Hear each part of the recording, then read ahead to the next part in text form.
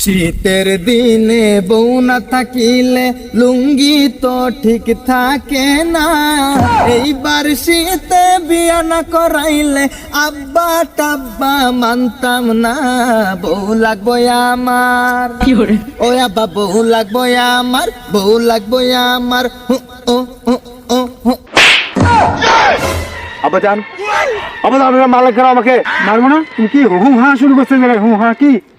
আব্বাজান বউ লাগবো আমার, এটা আমি বুঝাইলাম আপনাকে গানে গানে সুরে সুরে। আচ্ছা, আপনার বিবেক বোধ মনুষ্যত্ব বোধ কোনোটাও নেই দেখছি আব্বাজান।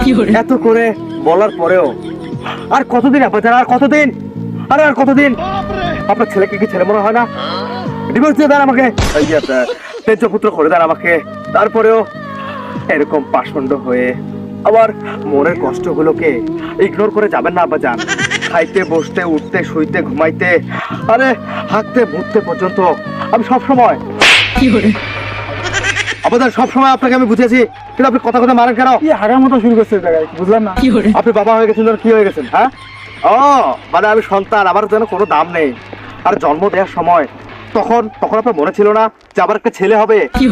আবার এই ছেলে যখন প্রাপ্তবয়স্ক হবে তখন শীতের রাতে ঘুমাইতে গেলে কষ্ট পাবে, কোল বালিশকে এভাবে জড়িয়ে ঘুমিয়ে শান্তি পাবে না। তখন আমার সাথে এসে কানের কাছে গান গান গান গান গান গান গান গান টান টান টান টান টান টান টান টান এরকম করে একটা বউ চেপে বউ।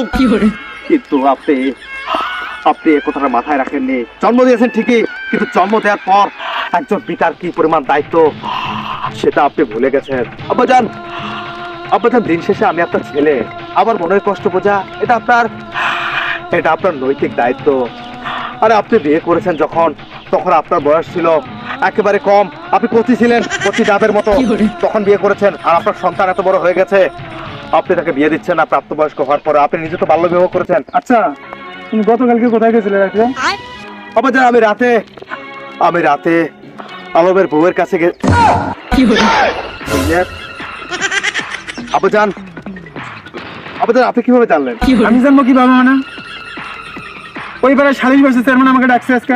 তুমি কার ঘরে ঢুকছো?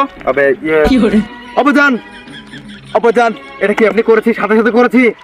আব্বাজান একটা কথা কান খুলে শুনে রাখেন, আপনি যদি আমার বিয়ে না দেন তাহলে আপনার মান সম্মান নিয়ে আমি সিনেমিনি খেলবো। বলেছিলাম না এর আগে? সম্মান আছে, আরো আছে। মান সম্মান যতটুকু আছে, যেটুকু অবশিষ্ট আছে সেটুকু আর থাকবে না। চলো চেয়ারম্যান ডাকছে, চলো যাইতে হবে।